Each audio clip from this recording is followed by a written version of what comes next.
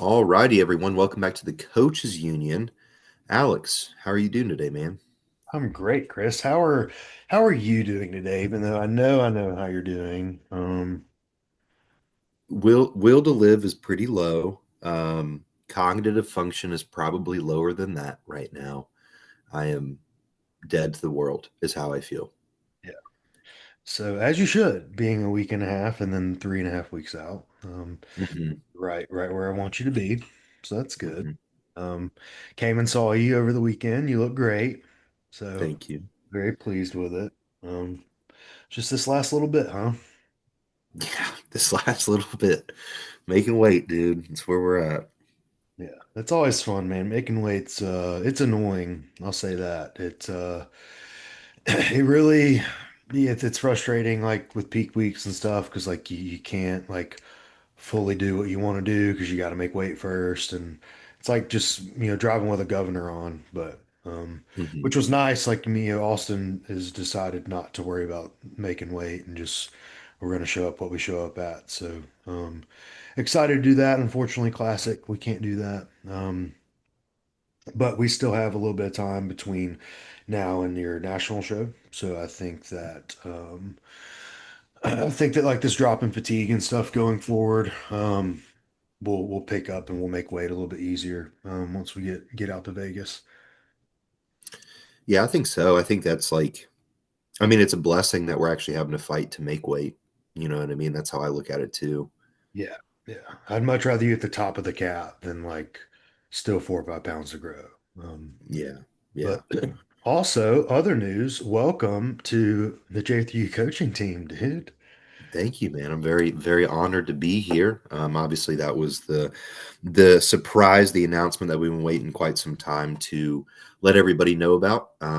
It's very surreal. I don't think it's hit me yet necessarily, so it's been cool. Like I've already feel like I've learned a substantial amount to apply to my athletes and to myself in like the last 2 weeks of getting this process started. So Yeah. now we're here.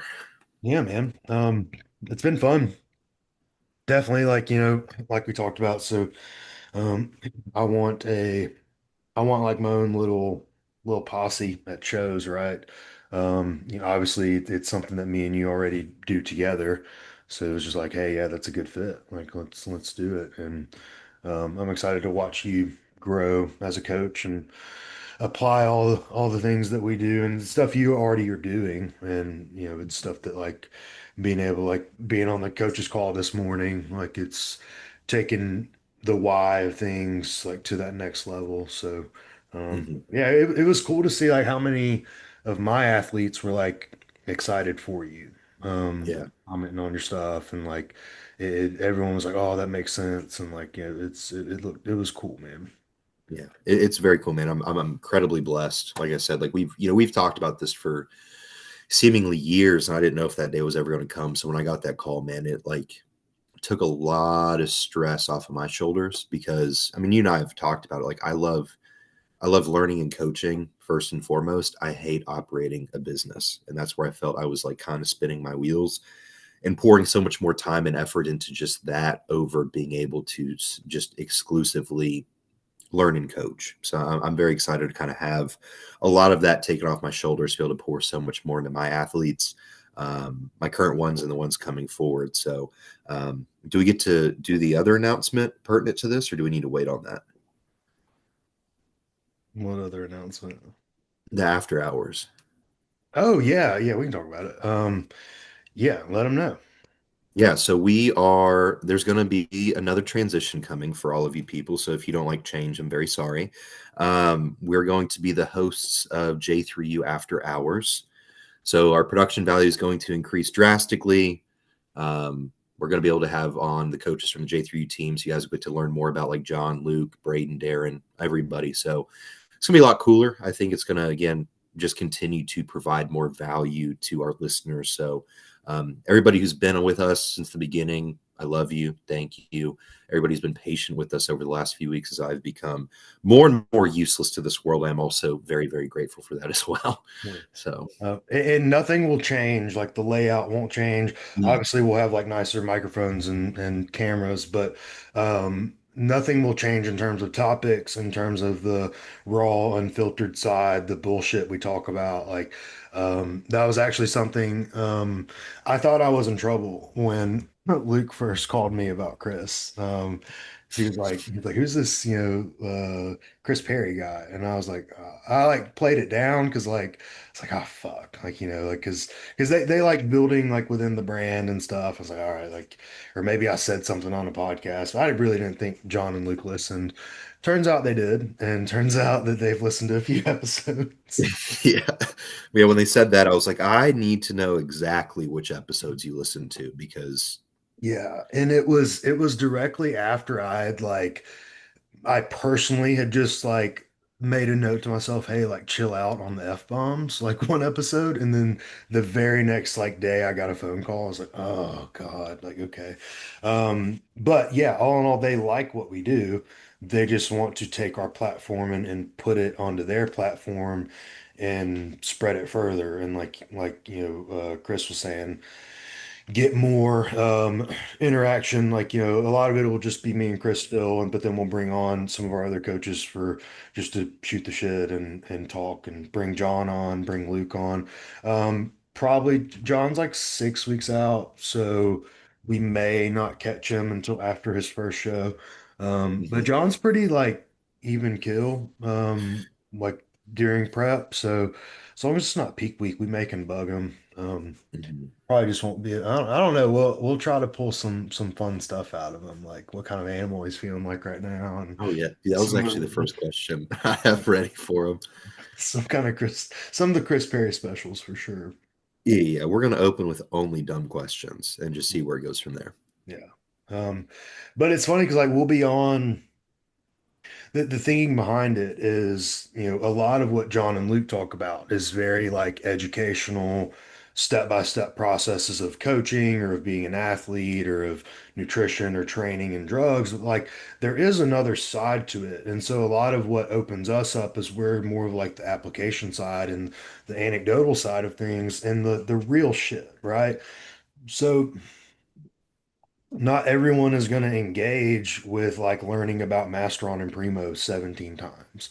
And like Mhm. John and Luke really don't like talking about it either 17 times.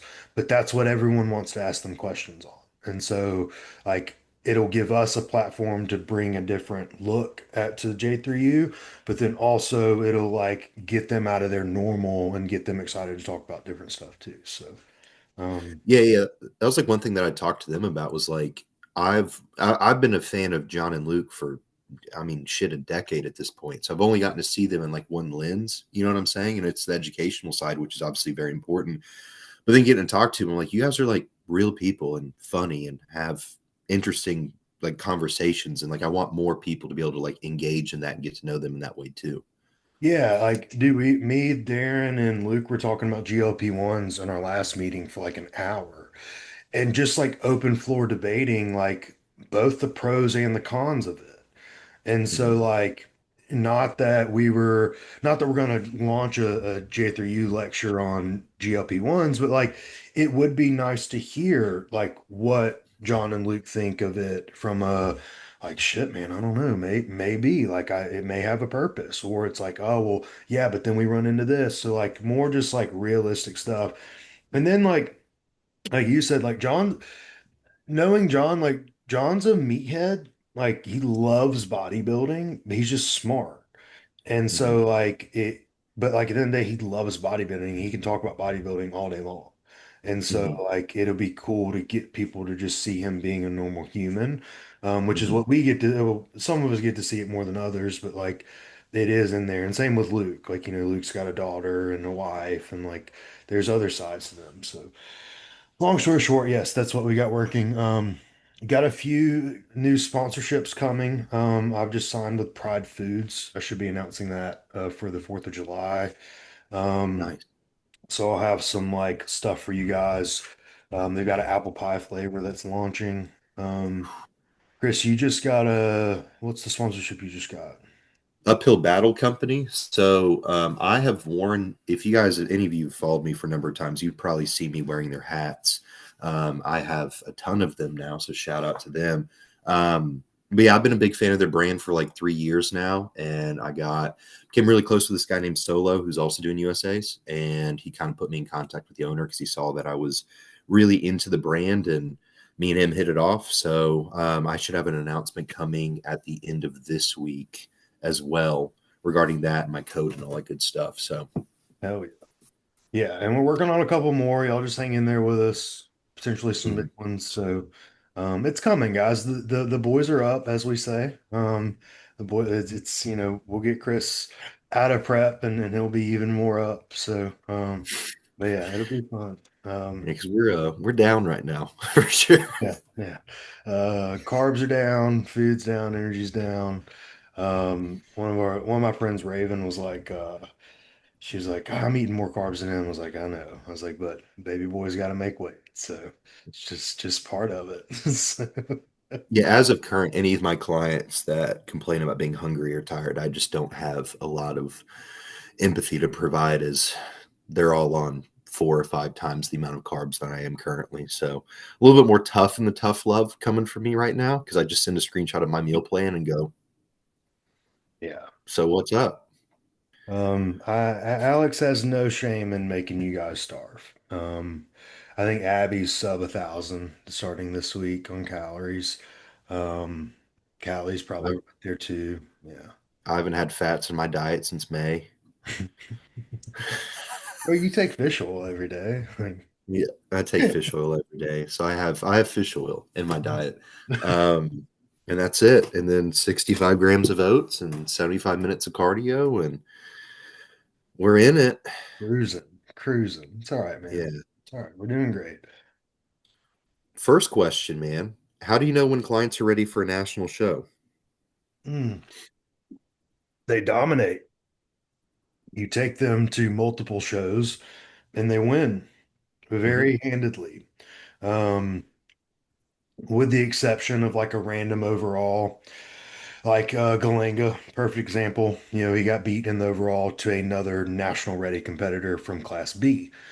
So Hmm. Galanga was Class C, and it's like, hey, okay, well, he's they're both going to the next level.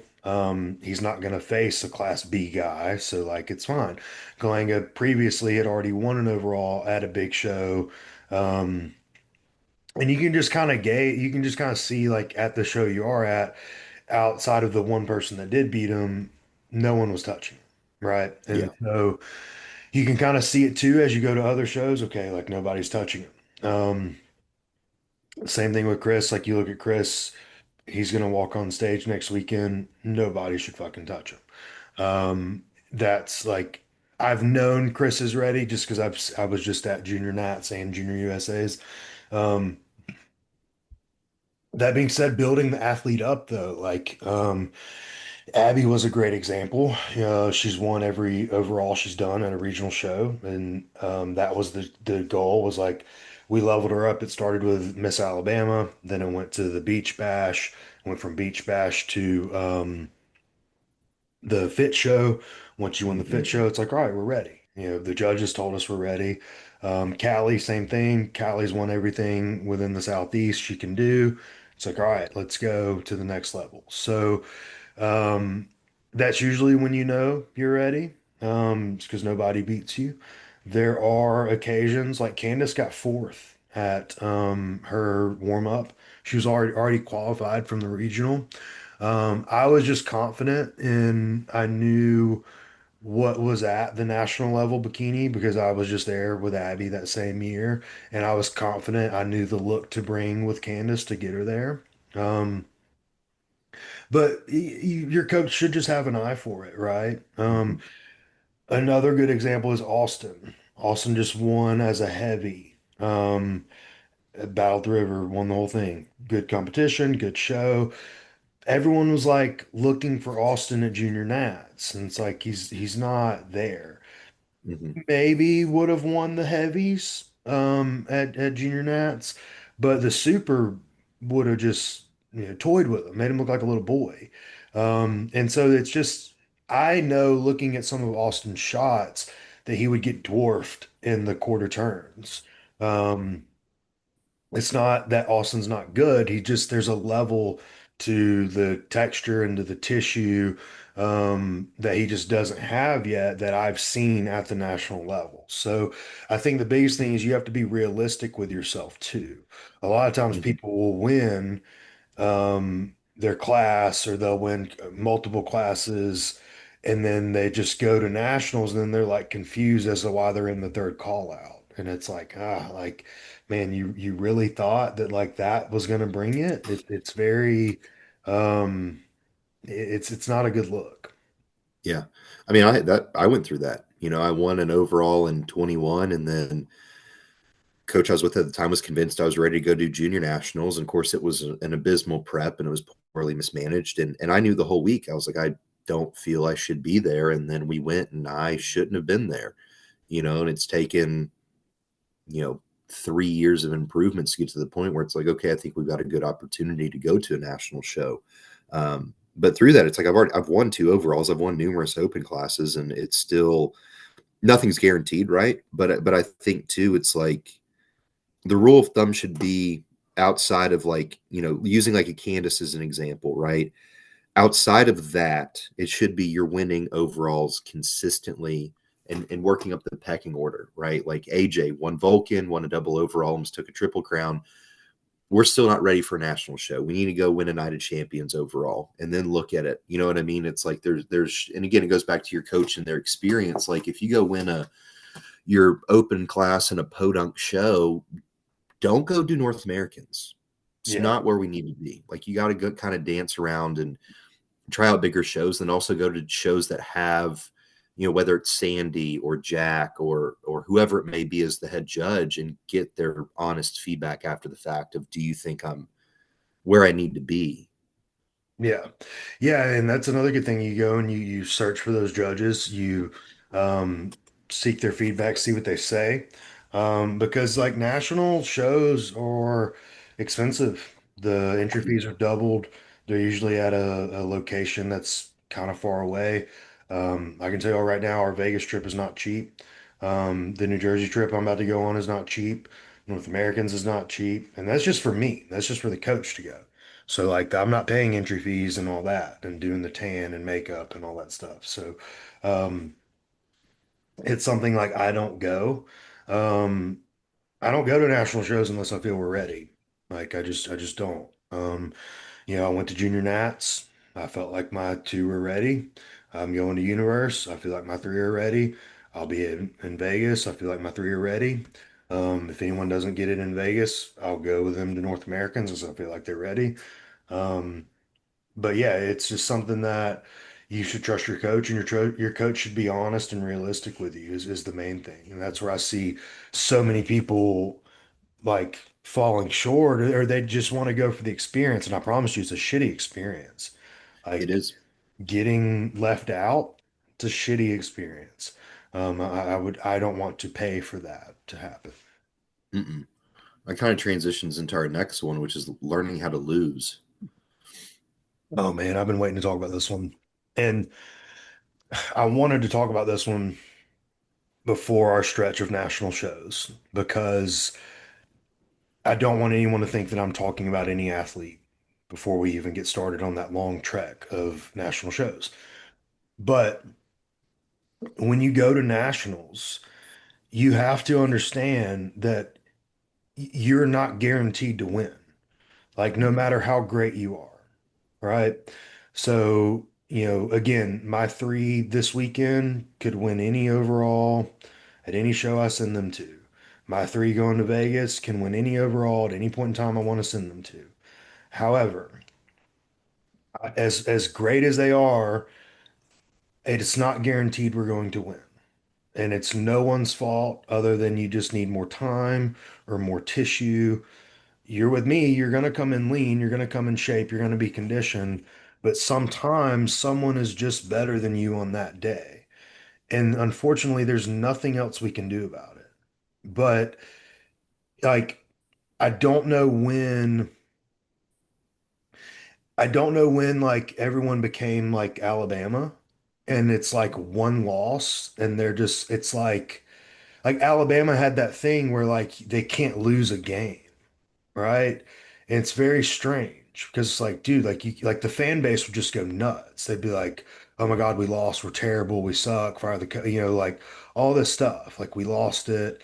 But like it's getting like that in bodybuilding. It's like, man, we can't accept a fifth place, a second place. Like it's very odd. And I don't know if it's because we only get like one, maybe two shots a show season. Like, I look at it from like jujitsu, right? Like if I lose a match, cool, I just go do another match pretty soon and I can make up for it. So I think it hits Hmm. a little harder that like bodybuilding is a longer prep and a longer duration, and we don't have so many chances to do it. But I just try to look at it as like, hey, well, if we weren't good at like what's our goal here? If our goal is to be a competitive pro, which if you're not a master's client, that should be the goal. If you can't win that day, well, then you still have to grow regardless to Hmm. compete as a pro. So it's not like you're wasting your time. It's not like you're going back like, well, shit, like now I got to wait a whole year. It's like, no, I can get better and develop this pro physique, and the card's going to come. Like if I'm good enough, Hmm. the card will get there. But that's Hmm. something like you have to learn that just because you tried hard or just because you wanted it or you suffered, like look at Chris's face. Like you don't think that like there's nothing else that Chris can do right now. And I tell any athletes before Walt won the overall at nationals, I said, man, I don't know how it's gonna go, but I know we belong in the mix. And that's Hmm. all I can promise you. Yeah. Yeah, man. I think people forget this sport is a game of evolution over the span of years and decades, right? And ultimately, the goal should always be you can look back at pictures from you 6 months ago, 12 months ago, 18 months ago when you thought you were your absolute best and you couldn't get better and you scoff at them, right? Like I go back and look at my last prep and I'm like, bro, I wasn't shit compared to where I am now. And I know 2 years from now, I'm going to be able to say the same thing. But to your point, regardless of what happens this season, I'm proud of that we're bringing the best look to date by a country mile. And if I go pro, great. I have 15 pounds I need to put on anyways. If I don't go pro, okay, that sucks, but that still doesn't change the fact of the matter is like I still need to get better. I can still look at my physique right now and go, okay, my arms need to come up, my hands and glutes can be better, my chest can like, and that's what I got into all this for was I'm chasing a physique that I envision the byproduct of what I hope that may be as a pro card and a successful pro career, but it's not in that order. It's what I Yeah. want to see first and then what I hope for second. Because again, dude, it's a subjective fucking sport.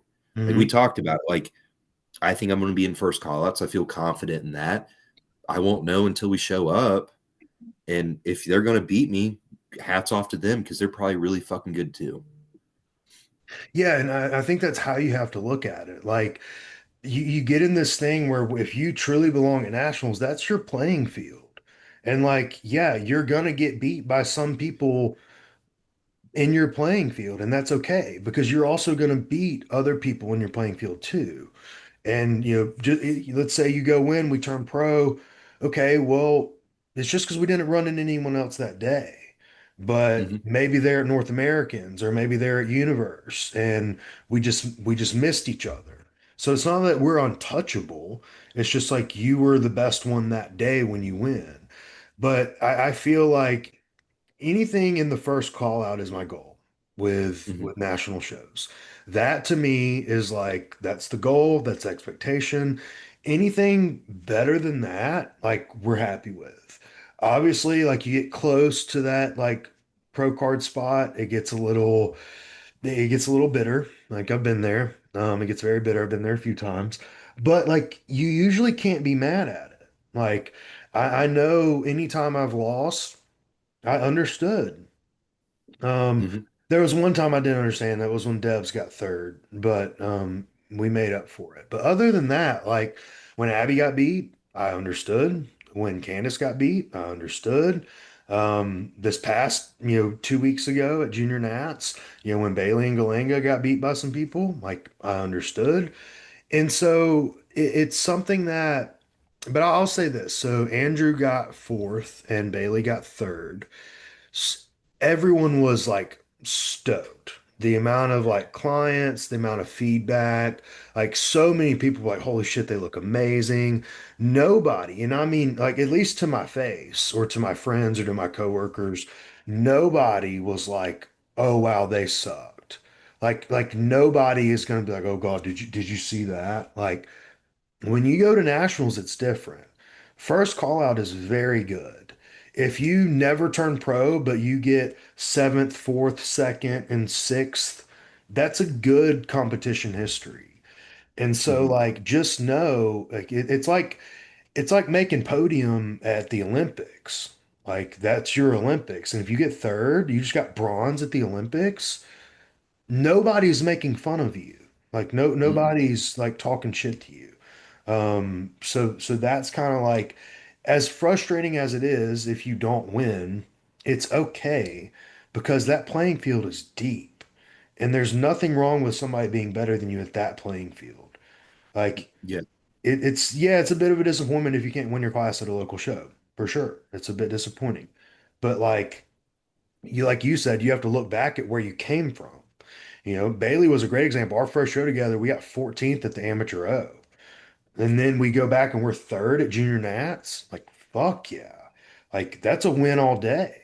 Like, ninth would have been like anything better than what we had gotten was so much better. Um, so that's kind of where I'm at, and I'll say this out loud. The pressures is like, Abby was second at North Americans, one spot away. Candace was third at Nationals, one spot away. That's the pressure because like bodybuilding math wants to say, well, they're next and Hmm. they get a card. And like, what if Abby doesn't get second? What if Abby doesn't win? What if she gets fourth? Did Abby get worse? Oh, is it like no? Same with Hmm. Candace. Like, what if Candace isn't a spot away? What if she's fifth, but she's still in the top call out? Like, but it's just a different lineup of people. So like you can't judge it like that. It's not an even scale because you're not competing with the same people. Just like you'll see some people sneak in and win a pro card and they kind of suck relative to what the pool was the year before. Hmm. Right. So it's like, but again, the shit talkers and stuff will be like, oh, well, that was an easy lineup. They could very well go on and dominate as a pro or do very well as a pro. They could, look at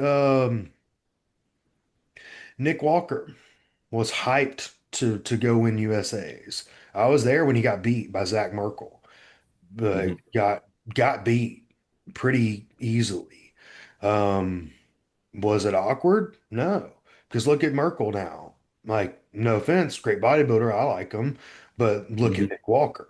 Like, so who really was the better of the two, right? So like Hmm. sometimes it's just not your day. I think too, like we because of social media, we always see the wins and we all want that, right? We all celebrate those triumphs for those people, but ultimately and I don't say this to deter anybody, right? It's just something that I wish I understood a lot sooner in my career.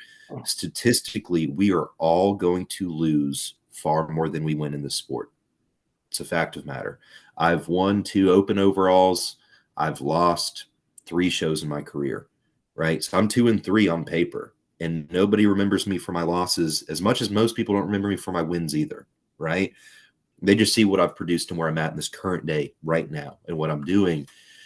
And you have to get comfortable with that discomfort. And it took, it's again, it's the sport has shoved a lot of humility down my throat, and I'm grateful for it. And that's what this is. Like, this sport is not for the weak. Like, you have to have thick skin. And again, at the end of the day, we are getting on stage nearly naked to be judged on our appearance. That's not normal, and that's okay. That's what we're signing up for.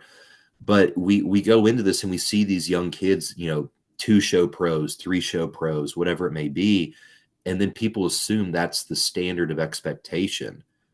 That's not, because it's incredibly abnormal. It's not common, which is why it is so celebrated. But again, it's like, I remember when I got into this and I won my first show, And everybody and their mom was like, okay, dude, go do nationals. And I couldn't at the time, I couldn't afford to.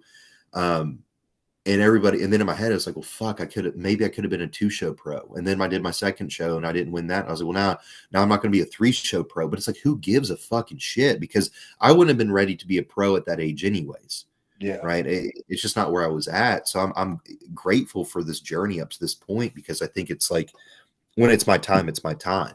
Right. And I think we all want to rush this process. But again, like, once you become a pro, you're the worst of the best. So it's still an uphill climb, and you're still going to lose like, again, a lot of my buddies are doing pro shows. They're grateful to get top 10 or top 15.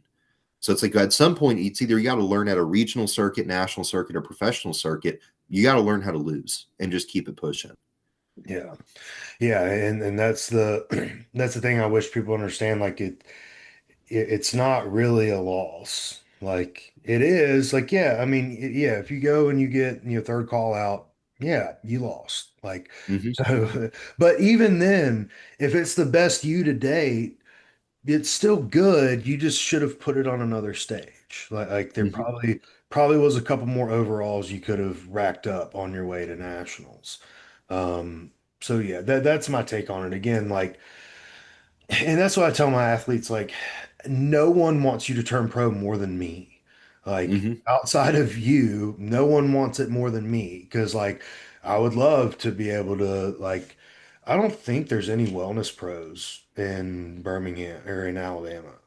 I don't, Hmm. I don't think there is. If there is, I'm sorry, but I don't think there is. How cool would that be to have like a first one or a second one or, um, because I've got Bailey and I've got Callie. Like, how awesome would that be?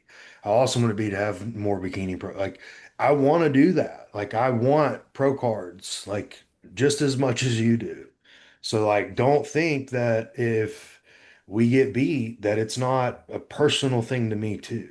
Like, Hmm. I promise it's personal. Even when I nail it, even when you look amazing, even when I know there's nothing else we can do, I take it just as personal. Hmm. Yeah, I want all my clients to win everything, but it's statistically impossible.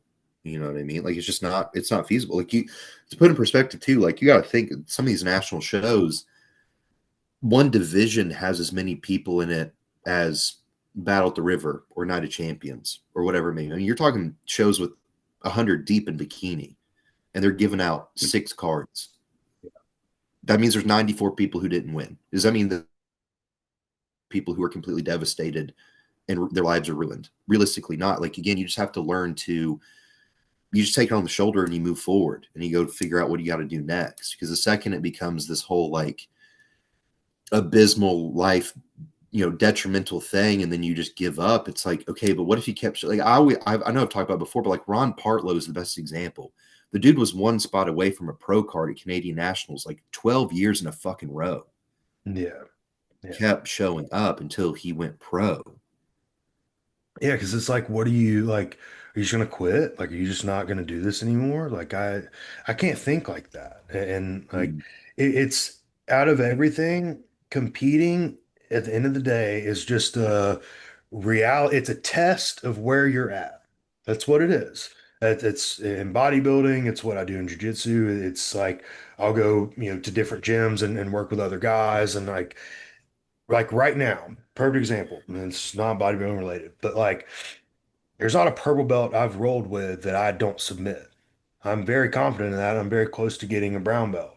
But like that's my playing field still. I know as soon as I step up to a brown belt, there's some brown belts who can get me very easily. So like while I'm comfortable in my lane, like I know that next level's coming, but regardless, like if someone does get me or catches me in something, it's not that I'm bad. It's not that I lost my fucking, superpowers.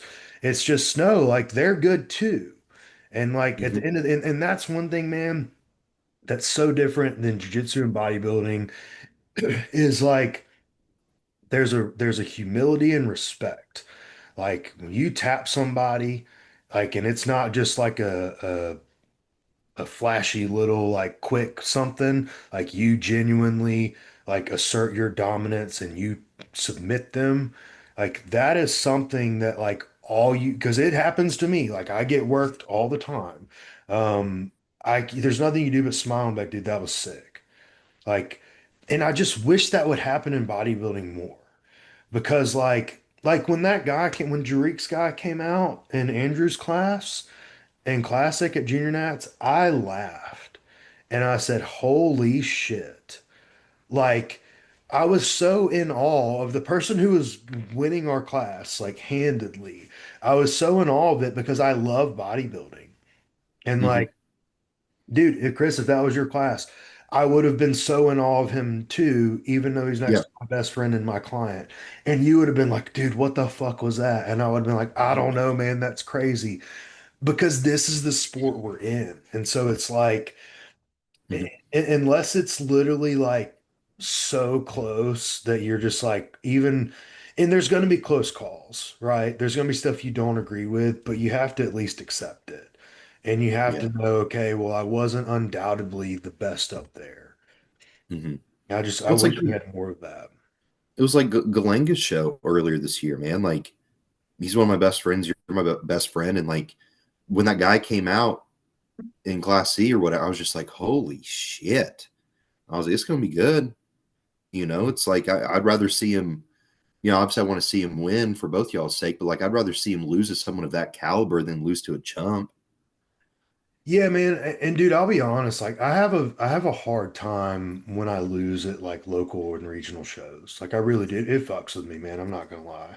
Um, Hmm. And that's what like it's awkward that like a class win isn't enough for me at times. Hmm. And this is just me, like, this is me like full on therapy session right now. So welcome aboard, guys. But it does like man, it fucks with me. And like how I don't even know the word, but like how egotistical of me that like I'm not even satisfied with a class win with two class wins. He won two of his classes. And I still was like, it's not enough. I was Hmm. proud as hell of him. But like that happens to me when I don't win overalls, is like it fucks with me. Like ooh, I don't like it. Hmm. Like, even when I know we lost, like it still fucks with me, man. Um, and yeah, I don't know if that's just like it's something I have to work on with like an actual therapist, but like it's the when I and it's fucked up because I know how arrogant or egotistical it is of me to think that I can't be beat. But like it yeah, I genuinely am like not satisfied and unless I just wipe the floor with the whole show. And I may have athletes win, but if I have one that like and it's not even the win, but if I have like one of the four looks off or doesn't look right, that fucks with me more than being happy about the win. That happened at the Beach Bash last year. I had some stuff with Houston's Peak go wrong. Darren Hmm. spanks the whole thing, but Houston got beat. We made up for it. We won the next week. But oh, dude, I was not happy. Yeah. It's hard to explain when you have friends there with you, you have people there with you who like you and support you, and you're like not in a good mood, even though you just won the whole show. Yeah. What's just a standard you hold yourself to? I don't think there's anything wrong with that necessarily. Yeah, it's not going to change. Like, I wish I could be like, I'm No. going to do better and like, enjoy the whatever. But yeah, and that's why I'm really on you in Austin so much about the Greater Valley show because everyone like talks about like, oh, it's gonna be easy and whatever, but like, dude, I swear to God, if someone catches one of y'all slipping, or if either one of y'all start slipping because like y'all think it's gonna be a cakewalk, Hmm. I'm gonna lose my shit because it's like when Alabama plays a Southern Georgia or a Tennessee Tech that they like just come in thinking it's gonna be a cakewalk and they get put on their ass. And Yeah. that's what like, obviously I know it's not gonna happen with y'all, but that's why I've been on y'all because I know everyone else around us is like, oh, they're gonna dominate, they're gonna kill it. And I'm trying to make sure that doesn't get into y'all's head. Oh yeah, dude. This isn't a warm-up show. Like Yeah. those don't exist anymore. You know what I mean? Like I'm putting everything into it because it's like I want to go in Like my goal, I've thought about every cardio session. Like, is the thought of going out and hitting a front relax and everybody just going motherfucker. Hmm. That's all I Yeah. care about. That's all I care about. Yeah. And we'll talk about what I said to y'all after the show, but Hmm. I meant every word of that, man, because Hmm. yeah. But anyway, hopefully that helps with you guys on like learning how to lose, and even like I need to learn how to lose too. Um, Hmm. but you show me a good loser, and I'll show you someone who's never won. So 100%. Next one we got one asking because a lot of people have been using this a lot more, like using AI or Chat GPT to like assess their physique. And the question was regarding should AI be implemented into the judging panel? I don't know how you would because Yeah. there's not like one, it would take forever. What are we supposed to do? Are we supposed to upload photos into AI? Like I don't think that's gonna work. Um, but two, like there's not a set, it's not like a point system. It's not like so with fighting, you can tally up like it's called the copy strike numbers. So it's like you can tally up significant strikes, headshots, body shots, whatever. But even in fighting, it's a skewed scale because takedowns are kind of rewarded, but submission attempts and escapes aren't. So it's like it's this skewed like who controlled the fight and who caused the most damage, and that's kind of left up to like the person watching. And so it's the same with Yeah. bodybuilding is like there's not a set like number scale. There's not a point system. The Yeah. points come based on what placing you mark them Yeah. And two, like you would be missing a lot of the in betweens, right? In the sense of like, we see it all the time. Like you'll see stage shots from a phone or from a camera and it looks completely different in person, but then you're also not seeing the guy who's belly breathing in between poses or sweating on stage or can't hold his pose well or he's shaking. Like there's a lot of intricacies that go along with that. And some of them are kind of intangibles too. Like there are just certain people that just have a stage presence that's undeniable. And like AI is not going to be able to compute and then again give like a systematic answer to that. Right. in. Yeah. And sort of goes back to having like an adequate judging panel. And to the other point too is like, I mean, hell, Alan was telling us about um, all the work that his wife does in tabulating. I'm like, you want to Mhm. add more to that woman's plate and have it go through AI too? It's like that's just not. Shows would take 3 days at that point. Yeah, there's no way. And God, like, dude, outside of bitch with Gilco, like, we can't rely on any of these photographers, man. Like, it's. I was having a conversation with a promoter the other day. I was like, look, like, there's a reason I don't really like going to these shows because of this photographer. He makes my clients look out of shape, and I was like, we know that's not true. So, like, sorry, but I'm not gonna rely on that for a judging call. That's for sure. Absolutely not. What should you actually expect in an off season? Hmm. Do you want to start with that? Yeah, so part of it was obviously we as humans and as athletes tend to fixate on the scale, right? In a lot of different ways. And I think ultimately it tends to be our best friend and our worst enemy all at the same time. And I think there's some preconceived notions of an off season that obviously I think we need to kind of like dispute. And one of those being like your scale weight not changing, right?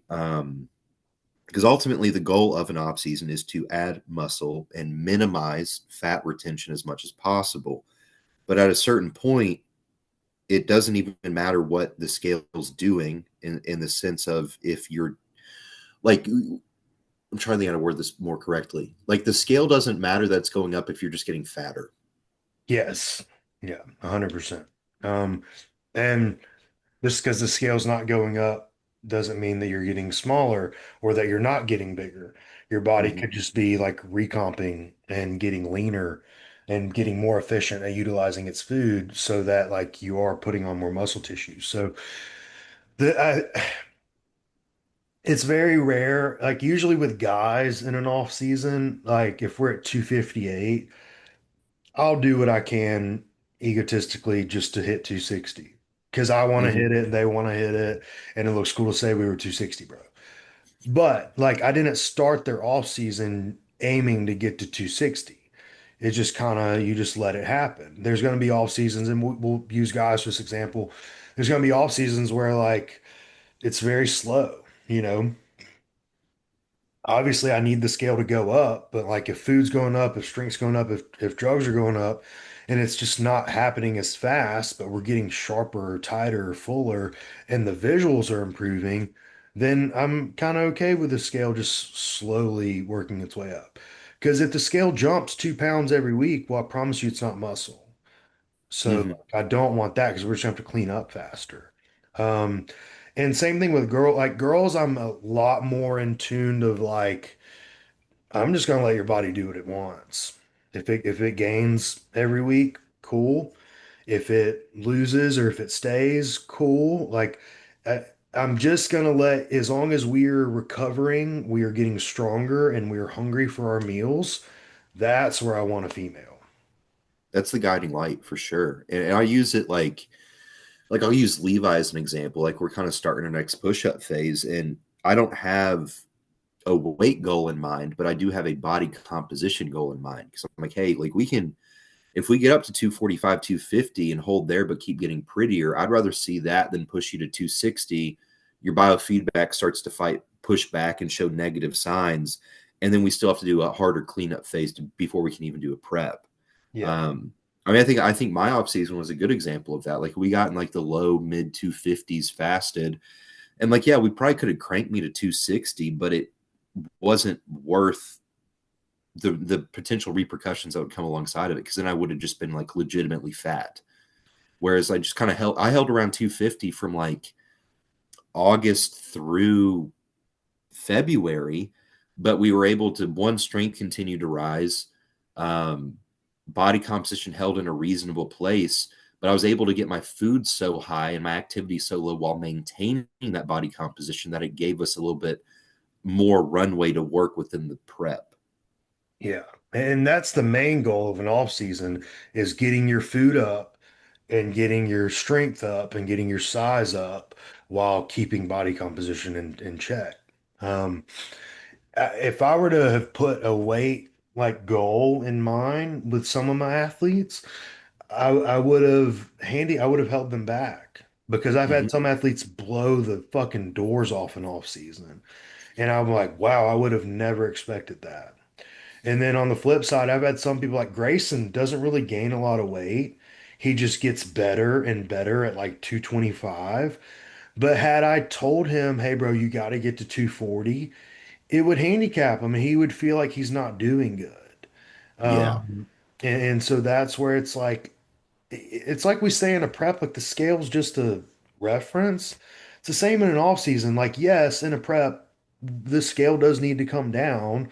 And yes, in an off season, the scale does need to go up. But like, that's not what makes us good or bad, like from a week to week standpoint. Um, I think if anything in an off season, I mean, dude, I've got some guys like like they can't gain weight and they're eating 800 grams of carbs, peanut butter and jellies with milk. Like I'm feeding them and they're just like chilling. Um, but then sometimes you start cleaning them up and like dropping their body fat a little bit and they start performing better and they Mhm. start feeling better and they start getting stronger again. They're not like losing muscle, they're losing body fat and their like cardio performance is better and they're able to breathe so they can do more. Mhm. Um, so your coach just needs to like know, yeah, it's very simple to say your coach needs to know what the fuck they're doing, but like you can, there should be a gauge on like, okay, this is about as sloppy as I want us to get. It was like with Austin. I think I told Austin I wanted him to like a sloppy 280, but I'll Mhm. settle for 265. For sure. And so that's 15 pounds. Like, Yeah. like that's a big difference, you know? Because it's also not his last off season. You know what I mean? And like the other perspective, like you kind of touched on it within like work capacity and biofeedback, is there's also a consideration for longevity in the sport. Like we could probably push me to fucking 280, 290. It'd probably kill me a lot sooner. You know what I mean? It'd probably ruin the look over the duration of time. Um, and so it's something I always keep in the back of my mind with my guys is like, I don't want to I don't want to slam 50 pounds on your frame in 6 months and expect your heart to be excited about this. It's like this is why an off season also should be, you know, 16 months minimum, 20 months, 24 months. So then it also alleviates some of that stress and perception of like, okay, cool. If I need to get up to, let's say I'm 222 right now. If I need to get up to 270 my next off season, doing that in 18 months is a lot more feasible because that's, 3, 4 pounds a month versus if you're like, all right, man, we need to get to 270 by the end of the year. Then in my head, I'm like, well, fuck, how am I going to do that? That's not possible. Yeah. And if I'm not seeing the scale go up every week, then I don't feel gratified as an athlete and for nothing, right? Over perceptions and an unrealistic timeline and expectations around it. Yeah, because like what happens when an athlete's up 3 pounds on a check-in, but then they're starving? Like you can't let that scale dictate not feeding them because Hmm. maybe more food helps them relax and then they're less stressed and their weight comes down.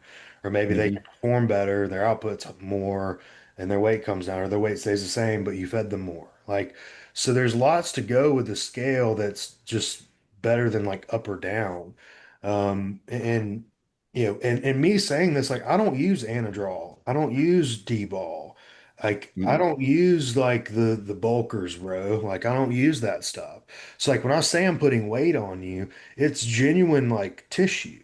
Hmm. Yeah, there's gonna be some body fat, but like, if I wanted to put 15 pounds on you, I could do it. Give me 30 days. I'll put 15 pounds on you. Like, and that's like being generous. Like, I could put 15 on in 15 days if I wanted A to. hundred percent. But like you're trying to keep it. And like Nick Walker put on, I think it was like 11 or 12 pounds of stage weight from like one season to the next. And that's the freakiest bodybuilder on the planet. That's Hmm. 12 pounds. That's 1 pound a month. So when you break Yeah. it down like that, it's like, oh, okay, maybe I don't need to gain 30 pounds this off season. Yeah. Yeah. I think just going back to the pace of it and the duration within it too, because inevitably, if you have poor guidance, but if you perceive this in the wrong manner, you're just making the next phase a lot harder for no reason. Yeah. Because it's like if we get scale oriented the same way, it's like shit, you can pull 15 pounds off of someone in 15 days if you give them enough T3 and DNP, but it's like you're going to lose everything alongside of it. So to the point, the judges don't know what you weigh on stage. The judges don't give a fuck what you weigh on stage. So like give less of a fuck about what you weigh right now because it's not always that deep, right? I'd rather see someone be hungry, getting stronger, recovering better, so we have the runway to push food up versus if it's just, again, if we were just focused on the scale, we would just ask for that and check-ins and nothing else. Hmm. Like, oh, cool, weight's up, cool, let's push up more food. I don't care how you feel, I don't care how you look. Like, there's so many more intricacies that go into the check-in process beyond just the number going up. Like, yeah, it's cool to see it go up. I love seeing my guys get fucking huge. But then I have to look at everything else around that and go, okay, do we need to go up yet? Like Dylan's a great example. I've put 60 pounds on him since August of last year. And we've just been slow and steady with it. And his food's really, really high. And he just continues to get prettier. I haven't increased his food in 3 months, but he's just gradually like 0.4 pounds every so often, maybe a pound every so often, but he's getting stronger and he's holding great conditioning. So I'm like, why do we need to make him more miserable? Like it's working. Yeah, and I think the thing with the off season is like you're gonna, like you just said, you're gonna have weeks, like multiple weeks back to back where not much changes. You're just Hmm. and like and I'll even talk to some of my athletes. I'm like, hey, look, like I know it's like kind of boring, but like let's just rinse and repeat this week. Let's just do the same thing as last week. All right. Last week's changes are working. Let's just do that again. Like because a check-in's only 6 days of applying whatever you just changed. So like while a lot can happen in 6 days, a lot can also not happen in 6 days. So sometimes you just got to wait it out. And I feel like sometimes athletes in an off season are looking for like the new workout or the new food or the new split, but it's really more so just like, hey, are there any issues you're having with the movements you're doing? Yes, no. Okay, cool. You sick of any food we're eating? Yes, no. Okay, cool. Well, your drugs are kind of maxed out. Are they maxed out? Do we need to push them up? Okay, cool.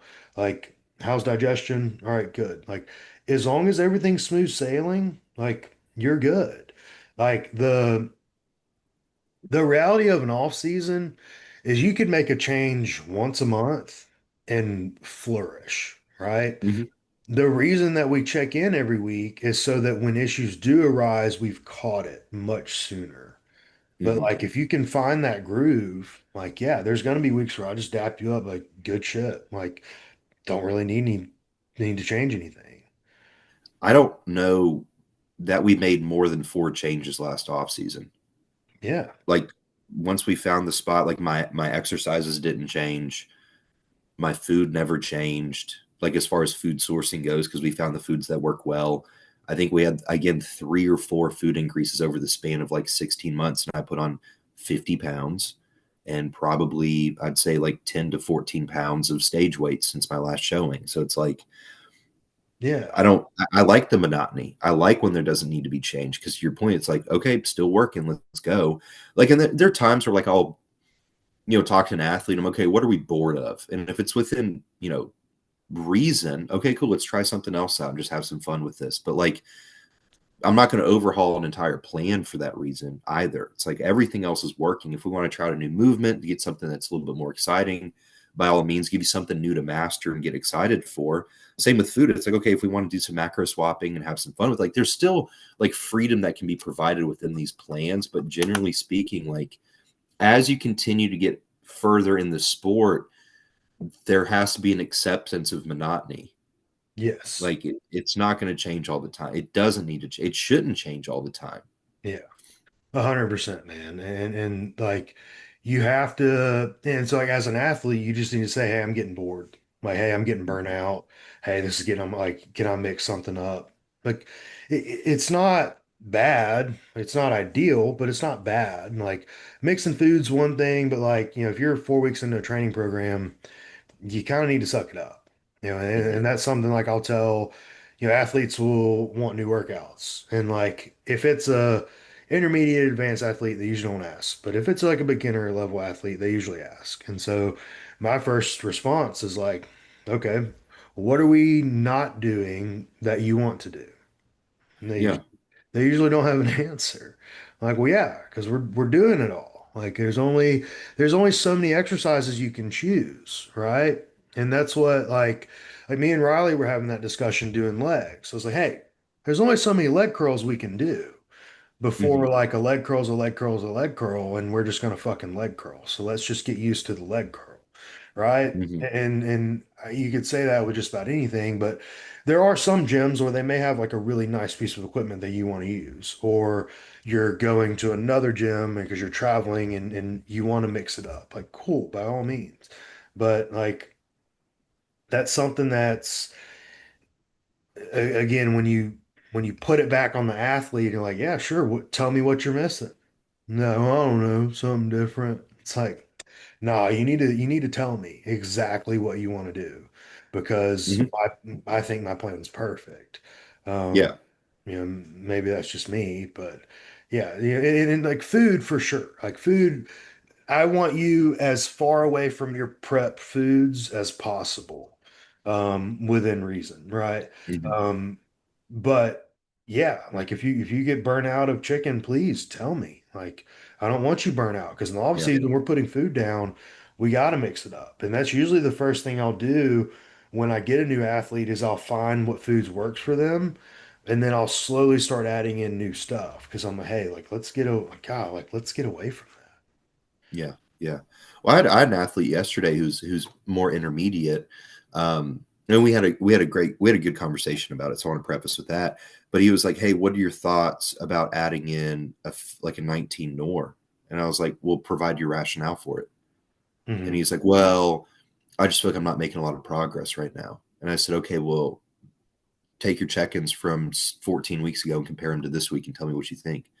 And he's like, "Oh, okay. I see where I've improved." And it's like, yeah, man, like if I thought you needed it, it would already be in the plan. But two, that's not our means to an end. Is like I'm not gonna reward drugs for the feeling of lack of progress because we're just not aware of that. You know what I mean? So Right. that's a little bit. That's obviously like a one-off, not a one-off, but a different case when it comes to PEDs. Like I'm not just going to throw stuff in willy-nilly because someone feels like they need it.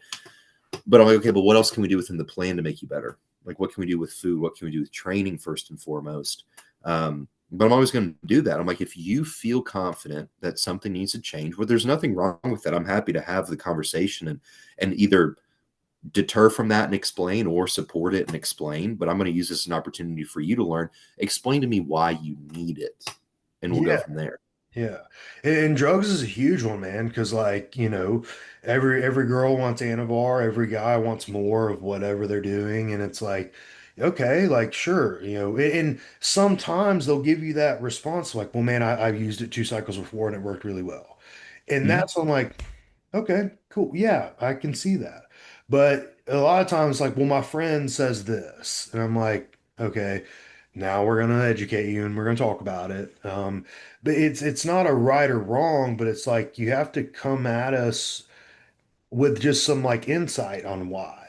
Mhm. And if you give me a good why, like I gave one of my clients like 5 of my old training plans just because he was Mhm. like, man, I'm just struggling with like keeping locked in and I'm just getting kind of bored. And I was like, dude, sure. Like I've made some really cool training plans. So I'm gonna send you 5 of them. Let me know. There's some mixes of John Meadows, synced in all of them. And he's thriving. He loves them. I'm like, okay, cool. Like, I'm not going to start you doing that. Mhm. Same thing, like, I'm not a fan of DECA. I have some people who Mhm. just have to have it. They're like, man, I feel great on it. And I'm like, God, that like makes me want to vomit. But Yeah, if good you for like them. it, yeah, if you like it, cool. But it just give us some insight and we'll give you some insight back. But that goes into like coach client communication and like just be open with us. And sometimes the best feedback is like, yeah, well, my friend just started taking this and they gained 7 pounds. And what do you think? Like, and even if we can't take it right now, I may tell you like, hey, yeah, okay, well, we just need to work up to that and give us a couple more months on the diet and we'll try it. But like at least now you'll know. You'll have your question answered rather than us just being like, nope. Yeah. Yeah. I'm always open to discussion. Like it's fun, to have those, but again, it's given the context that's provided. If it's like, hey, I don't feel like I'm making progress. I'm like, well, I'm here to look at you. That's what you paid me for because it's a lot easier for me to look at you objectively than for you to. Here's where we've improved X, Y, and Z. But I also, again, like I'm not a big 19 nor guy anyways. I was like, I'm not putting you on NPP just because you feel like you're not making progress. Right. It's just not, I just think it's more detriment than benefit where we can look at like one safer approaches, but we can look at all these other things. But I'd much rather it be provided of, hey, I've, again, like my buddy told me about this or my friend's trying this and this is what I know about it. Like, what are your thoughts versus, hey, can we take deep ball? I'm like, well, why? Like, we're going to have a discussion about it. I'm not going to be argumentative or defensive. I'm just genuinely curious. Why do you think that's what you need in this current moment? And I'll explain to you why I don't think it is. Yeah. Yeah, and 95% of the time, the client's usually like, okay, yeah, that makes sense. Thanks for explaining that to me. But Mm-hmm. like sometimes, like there's gonna be the client that they're just gonna do it anyway. And you just have to be Mm-hmm. like, okay, well, hey, look, if you're gonna do it anyway, well then just look out for this, this, and this. Like Yeah. I'm not going to tell you no. Like I told you why my answer is no. But like at the end of the day, you're a free human. And just like how if you're going to follow your meals and follow your training, well, you're either going to follow your drugs too, or you're not. Or, sometimes clients will start drugs and then they'll just let us know like 2 weeks in. And it's like, okay, like, well, I guess it's here. Let me figure out like how to go about it. Mm-hmm. But I had that this last week with a guy wanting to do a GLP-1, and he got it for post show, and I didn't really recommend him to do it, and but he wanted to start it now. And I was like, well, we're 2 weeks out. Like, here's why we're definitely not going to do it now. Like, but Yeah. I'll hold your hand for it, sure. In the off like coming out of the show, just because you're worried about this, this, and this, but like you got to know, like, you're kind of putting me in a handicap here because, like, I didn't tell you to do it in the first place. So, like, Yeah. if you, and that's the thing with coaches, right? Like, we don't tell you to do it. You go do it. What if you don't like it? Or what if you have a problem with it? What if you have a health issue with it? And then it's like, well, that I was working with that coach and that happened. And it's like, well, yeah, dude, but you just showed up here with this like shiny green little box and like I'm doing this and like we just kind of have to eat it, you know. Yeah. It's we're in a weird spot as coaches, man. Like That's a whole other topic. Yeah, I mean, we're reliant on putting faith that someone's going to just do exactly what we ask of them and only that behind closed doors, right? Like our success is reliant on that, which is a very, very anxiety ridden profession to be in. Yeah. So for those who do what we ask, God bless you. We are eternally grateful for people like you. Yeah, especially when it comes to the drug stuff, dude. I had one guy a while ago. It was just a lifestyle client, but he hit me up. He's like, "Hey, I'm going to start taking tests because I need to take tests." And I was like, "Why do you need to take tests?" "Well, I need more energy throughout the day." Okay. I was like, "Well, there's other means and methods. Let's go get our labs done." "No, I don't want to get my labs done. I want to start testing. I'm going to do it whether you like me to or not." And I was like, "Okay, well, you can go your merry way." Because I'm not approaching it in the sense of there's also a difference between me being like, "Hey, Alex, what are your thoughts about me utilizing this because of these reasons?" Then me being like, "Hey, Alex, I'm going to do this and you're going to deal with it." Like Yeah. there's no respect in that. Yeah. Yeah, and so I've had clients come to me like on GLP-1s. I've had a couple. Um, and we'll talk about more on that on another podcast. But, like, I didn't like make them come off of it because I was just like, well, okay, at least like let me dose it for you. So like, and Mm-hmm. I explained to them why I changed the dosing on it, etc. But again, like they're one conversation away from a friend who's a client of mine too, who now they want to do the GLP-1, and then I'm the GLP-1 coach now. And it's like, no, like that's not how that worked. That was a one-off case. They came to me already on it. I helped them take it better, but I did not ever advise them to do it in the first place. So, and the same with Yeah. any drug. Like, oh, well, Alex loves Tren or Alex loves GH. Well, yeah, but or high doses of this. It's like, well, you're not that person. Like, while yes, I do utilize a lot of the same drugs for people, it not everyone is the same. So like you can't just talk like you can't be friends with a client, another client of mine, and y'all be like, well, he did this with me. Why am I not doing it? It's like, well, you might not have been on it in the first place. Yeah. I think too, it's like the because we obviously you and I have done this long enough, like we understand particular drugs and the predictability within them at particular dosages and durations, right? Whereas like a GLP-1, they're still very new to the market. There's still a lot of research and data that needs to come out, especially like long-term adverse effects, because we're seeing stuff about like osteoporosis and bone density, for an example, that are starting to come about. Like that's why we're not putting everybody and their mom on them, right? If we thought that was the end all be all, everybody and their mom would be on them. So it's like I would much rather, in that case, like lesser of evils for somebody's health to be like, okay, listen, not a fan of this. If you've already got it and you said you're going to do it, let's at least just stay here in an ethical dosage that we know is deemed safe as of current research, then whatever fucking Joe Schmo at peptides.com told you is what you need to be taking, Yeah. right? It's like, let's at least try to keep you safe, but it's not what I want, right? Yeah. And we'll have a GLP-1 podcast soon. We'll talk about it. But because I've put a couple people on them deliberately. And then Hey, I've like pulled people off of them. I've told people no, don't take them. I've had people come to me on them. So like they're very involved, but like it's very, very case dependent. Um, absolutely. yeah, so that's that. How do you approach free meals correctly? Ooh, that is client dependent. Mhm. Given like, dude, I can eat whatever the fuck I want and be fine. Like, relatively speaking, like digestion is gonna mess me up. Like from a physique standpoint, I'd be fine. However, it took me a long time to get here. And Mhm. me growing up bodybuilding, like my body composition was not the best. So like one big meal disrupts digestion. I'm not hungry the next day. I look like shit. My blood pressure's up. So like you're gonna have those genetically, but like Colvin can go to town on food. Like he can eat two of whatever Chris eats and be fine, both physically, appearance wise, and digestion wise. Chris may physically, like appearance wise, be great, but like digestion wise, it's going to throw him off for 2 days and he's doomed. Yep.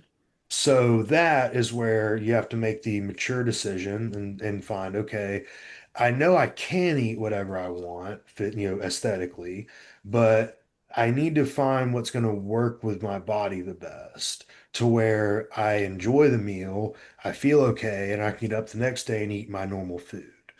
Yeah. Um, so that's how I would go about them is what can you tolerate where you can still eat the following day just fine. Yeah. Um, and that is like you can repeat it, you can find it anywhere. I'm not a big like, all right, we just had mom's baked ziti and like whatever pie because like that's hard to do it on a week to week basis. I save more of that stuff for 4th of July weekend, for New Year's, my birthday, like whatever you got going on. That's when you do the more like at home, like feel good vibes. But the more on a week to week basis, what's productive. Jerome, when it was like, man, like I could really throw down on some Chick-fil-A. This is what I usually get. And I was like, all right, we'll do this, this, and this, eat that and we'll be good. And he was like, yeah, man, I was great. Like, perfect. Okay, cool. Well, that's now his meal until he tells me otherwise. Hmm. Yeah, I think that's perfect. I look at free meals, obviously for me specifically from a digestive perspective, because though the food is good momentarily, if I'm in agony for the rest of the night, I've got heartburn, I've got indigestion, I can't sleep, and then the next day I'm bloated. Like there's just immense regret in that. And like we want to be able to walk away from a free meal satisfied physically, but also mentally, right? We don't want to walk away from it guilty or stressed or anxious or whatever it may be. So I kind of know like the running list of what foods I can tolerate, and I just stick to those. And like, I don't want to use the connotation of safe because I never want to. Well, it's the same way we call them free meals and not cheat meals because it's not a cheat meal; it's a prescribed meal. It's just like free for you to make that choosing. But there's a list of foods that I know, like, dude, I can eat McDonald's and it's like nothing happened, and I look better the next day. It's because I'm a fucking dumpster fire of a human. Or I can go eat like it's either I have to eat, we've talked about this, I have to eat either very, very clean or highly processed, and I'm okay. Anything in the middle, if it's unfamiliar, I'm fucked. I'm so fucked. Yeah. It's very weird how that works. Mm. 'Cause yeah, I'll have some first time clients that they're like, okay, what about the free meal? And I'm like, I don't like, what do you like? Like, I don't like, it's hard for me to say, but usually I find them their sushi meal, their burger and fry meal, their Mhm. steak meal, like something that they can repeat it, right? To where it's like, okay, I know that meal works. Um, it's very difficult for me to be like, yeah, go get like pulled pork and ribs. Like it's like that type stuff is like it's an occasion, it's a special, like it's a date night. Like so the thing with a free meal is it needs to be like week to week, take it for like, okay, what's the purpose behind it? Am I strictly just fueling training? Well, cool. Stick to my like usual go-to foods. But if it's something coming up, like I gotta, got a date, got birthday, we're celebrating something, that's where it's more like the environment.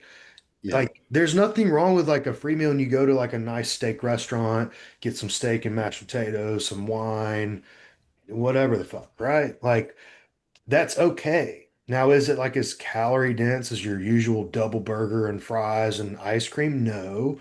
But what was the goal for that meal that week? The goal was like to enjoy whatever you were doing and you did it accordingly. Um, Hmm. Sometimes free meals like get people very anxious Hmm. in general. Like for me, I'm not a I'm not a food person. So like Hmm. and y'all know this, like when I'm traveling for shows and stuff, like I'm already out of my comfort zone. Like I'm already uncomfortable. So the only thing that I have to hold on to keep me in my zone is training and my diet. So it's Hmm. very hard for me, like mentally, to go and relax and eat off plan because I'm already uncomfortable. Hmm. Like not even like trying to be, just me not being at home, I'm uncomfortable. And so Hmm. like that's how I thrive and I can be okay mentally is because I just stick to my normal day-to-day life. But you start throwing other stuff at it, and I start to slowly like it gets to me. Hmm. And while I have gotten better, like I ate with y'all after Austin's show, um, I don't know if I don't know about next weekend, but like you, you want to enjoy that moment, but at the same time, like you got to do what you're comfortable with. And sometimes, like, you don't have to have a free meal at all. Just eat your normal food. It's okay. Hmm. Save it because what I used to find as an athlete is I would I would have like a free meal or two a week to the point where I wasn't even excited for it. And I started getting so like, what do I want? And I couldn't make up my mind. And that's when I knew I didn't even fucking need one. Because it's Hmm. like I don't even want one. I'm just sitting here going back and forth, like, what do I want? What do I want? Fuck it. Like, I'll just eat my normal food um, until you know what you want. And that's when it's like, okay, God, this week I'm going to get this from this place at this time, and that's what I'm having. And that's when you know you're up for a free meal. Absolutely.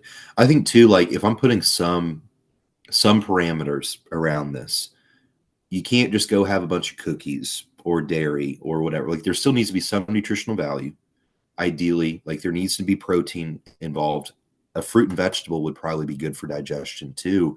Um, because I see some people where it's like, yeah, I went and had like, fucking 10 pancakes. It's like, let's get some eggs too. Or let's get let's drink a protein shake or whatever it may be alongside of it. Cause there still needs to be some nutrient benefit from the meal in a sense. So it's finding that balance. So like I generally will give like a list of parameters for anybody who either, feels overwhelmed in making that decision and just wants to have a little bit more guidance of like burger fries, Chick-fil-A sandwich fries, steak potato, sushi, as long as it's not like all deep fried, and like a small dessert. But it's like if we're just going to Cheesecake Factory and eating fucking, Buffalo Blast and cheesecake, probably not going to be beneficial to you in the long run from, a digestive perspective and a physique perspective. But I've also, I work with a lot of a wide variety of people, and some of them have, been obese like myself, and like helping develop that relationship with food and removing some of this negative or positive connotation from a free meal is like sometimes I'll let people kind of learn on their own. Like my client Trey, like he used to be 400 pounds.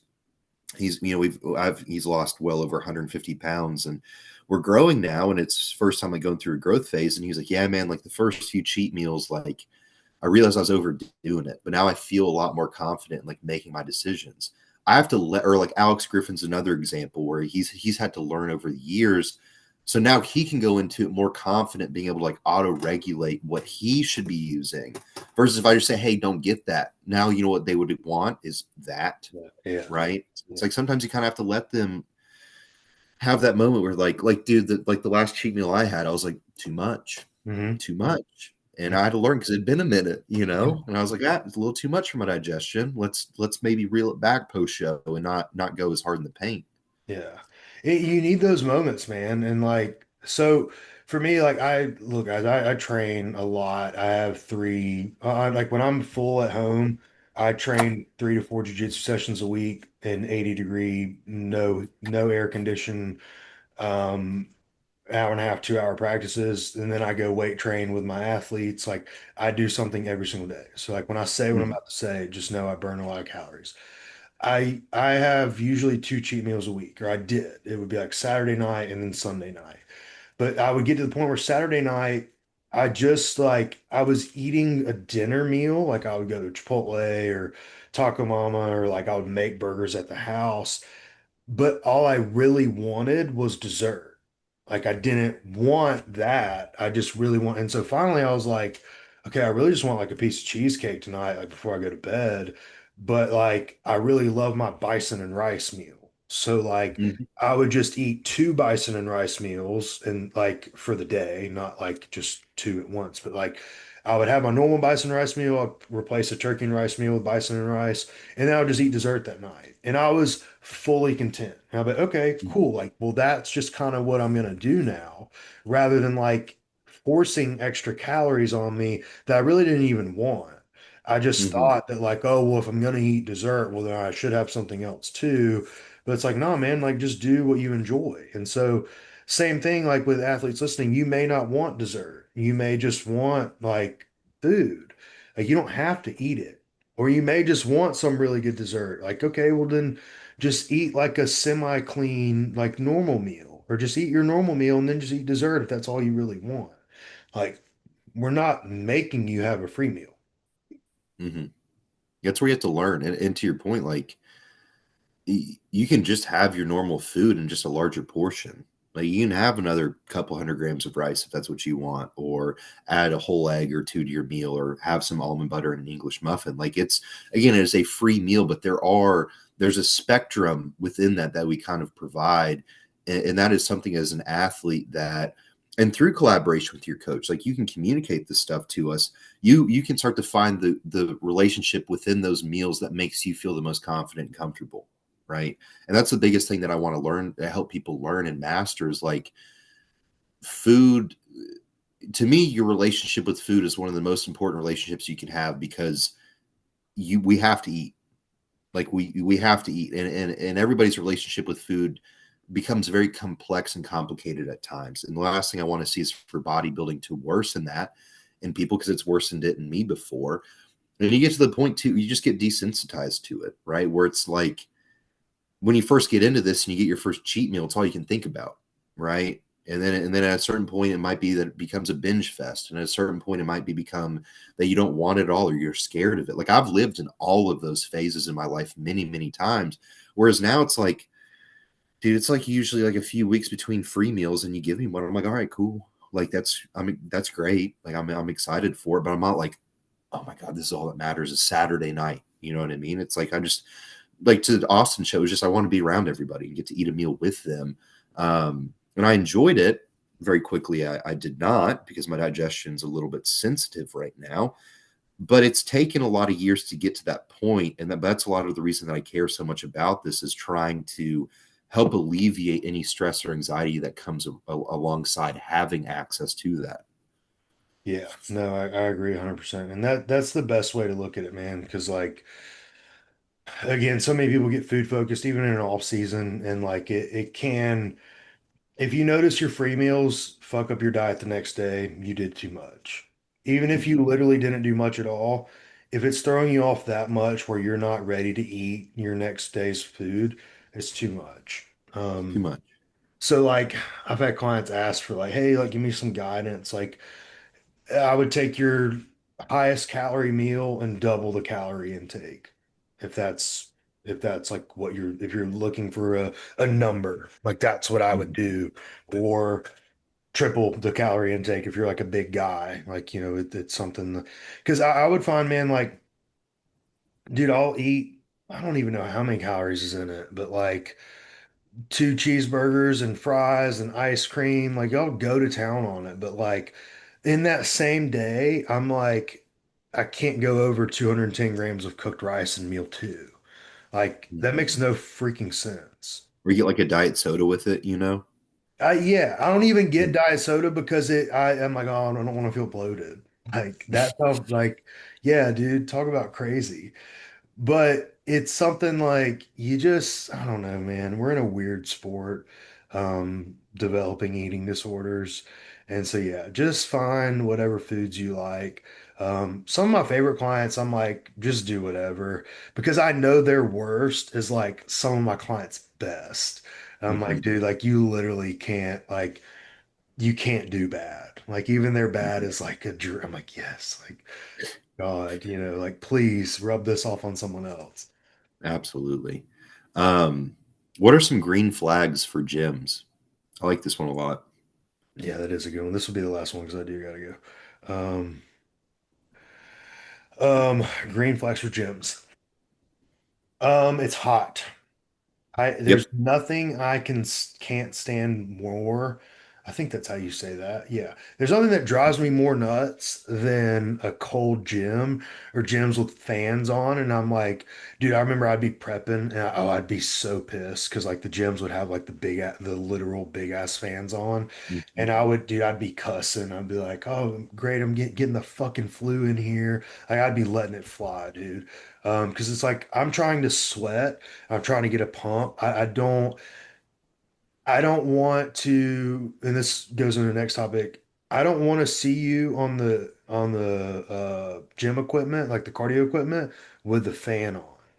If you do the treadmill or the bike and the fan's on, contact billing right now and cancel your membership with me. Because like that's not how we do cardio. Why Right. there's even fans on cardio equipment drives me up a wall. It's so overstimulating. The second one turns on, I get pissed. I'm like, get Oh. the fuck out of here, dude. It drives me insane. I agree to that. I would say green flags of a gym is literally iron house strength and conditioning through and through. It's hot, it's fucking metal plates, music plays loud. Like that's what I want. The staff there are great. I think that's a big one too. Um, there are signs all over the place like talking shit to you about putting your weights up and stuff. Like it's basically everything. To me, a green flag of a gym is a non-corporate gym in 99% of cases. Yeah, that and then I don't know, man. I've been to some gyms where like you walk in, like obviously you're visiting, you walk in and like people kind of look at you like you're like there to just steal their weights. And it's like, dude, like I'm just here to work out. Like it's very Oh, yeah, it's very weird. So like I think atmosphere that like and it's usually the gyms that are like hardcore and like the people are about it. You usually get like the head nod from some, but then it's like some of the insecure people are like kind of mean mugging you, like, why are they here lifting our weights? Like, it's like, dude, we're all just trying to do the same shit. So yeah. that's a green flag is like cool workers, cool employees, that like they don't try to take you on a gym tour like you've never seen a fucking gym floor before. Because it's like I've worked in gyms before, which I'm sure we all have, but it's like I told you I'm from out of town. I'm not joining the gym. Charge me Mm-mm. $50 if you'll let me get on the gym floor now. Like that would be great. Dude, I hate that shit. I love all the questions. Have you been to a gym before? And I'm like, no, Yeah. never once. Have I Just ever been show to one. just show me where to pee and I'll figure the rest out. I got it. Yeah, Yeah. yeah, yeah. I'm trying to think of what else.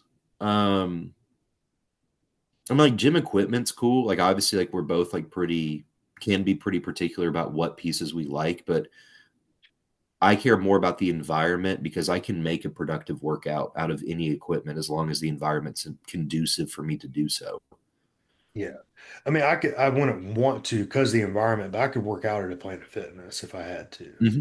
If I Hmm. had to. No, I don't want Hmm. to. Yeah. But yeah, I think that's a green flag.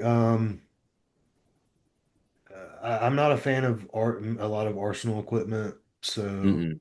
um, dude, I did use, oh, what is it? I think it's Nautilus equipment. Hmm. Some like plate loaded Nautilus stuff was really good. The Um, explode line.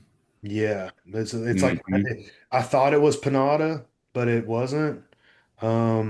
It's like red and black, but it's not panada. I don't know if it might have been Icarian. I don't know. Um, Hmm. I have to find it, but no, it was Atlantis. That's what it was. Yeah. Mm-hmm. Um, Because Nautilus is white. I don't like Panada that much at all, truthfully. I don't like Arsenal a whole lot at all, yeah, truthfully. it was an Atlantis plate loaded incline press. It's great. Mm-hmm. But yeah, I don't know, just like different stuff. Like we've got a cool gym here. Like 24 is nice. Like I like it. it's got some good stuff. Um, but the one thing I do like about it is there's not a lot of bodybuilders there because like there's not a lot of bodybuilders in Alabama. So like if you think you have a bodybuilding gym in Alabama, it's not like you got a bunch of Gymshark guys that are 170 pounds and stringers, and like Hmm. that's it, and we don't go there. So yeah, you're Hmm. not. bodybuilding gym by any means. Um, so yeah, I think that what else? Hours of operation, like the Iron HQ, like Mhm. they're clearly like not staffed for very long throughout the day, but they at least have like a thing that you can like scan and sign the waiver and pay online to open the door. That's Yeah. all. That's all we need. Just let us get in the facility. I'll pay you. Like I'll pay you whatever. Just let me get in the damn door. There's nothing more Mhm. that like drives me nuts than like so like a red flag would be like you show up to a gym and it's 5 p.m. on a Friday and no one's there to let you in. Yeah. That's when I Like, lose my shit. Um, and same with Iron House. It's like, dude, you just like call a number and they let you in. It's super simple. Like that's what I prefer. Yeah, most gyms should be have the capabilities to be 24/7 within reason. Um, but again, I really just think comes back to is like the staff is cool because I hate walking into a gym and feeling like I'm an inconvenience for getting a day pass. I'm like, y'all are getting paid, so I don't know why this bothers you so much. Um, Music, I don't really care about what is playing as long as the volume of it's loud enough to where I can't hear the person across the gym breathing. Um, that's really fucking it, dude. Because like we travel so much, like it does. I don't care. Like as long as I can get away with that, and like it's not jam packed full of douchebags. I don't care where I have to train. That's really it. Like my standard's pretty low, truthfully. yeah, and dude, especially when we travel, man, I'm not trying to get overwhelmed. I'm not trying to go to the hot spot where like all Mhm. the, I went to, I think it's like Relentless Pursuit or something like that. Or no, it's like, I don't know. It's one of the gyms in Texas, Mhm. where like everyone was going to Absolute Recomp was what it was. Mhm. Mhm. Um, Mhm. dude, no, I'll never go back there again. But like that's where everyone wanted to go, and clearly everyone went. I'm not about that. Just give me some dumbbells and some good equipment, and I can get down. Like the Mhm. and just leave me alone. That's a green flag. Like just leave me alone and let me train. That'd be cool. Oh yeah. You want to do the rapid fires, or do you need to go? I gotta go. Okay. Well, everybody, thank you so much for taking the time to listen. If you can leave us a 5-star review on Spotify, share with a friend, like, comment, share, and subscribe on YouTube. Obviously, again, thank you all for your patience. I know I've done a jack shit job recently as I am dying. Um, Not literally, just figuratively. But yeah, I'm very, very excited for everything that's to come. Things are going to get a lot better. And thank you all for listening to the Coaches Union.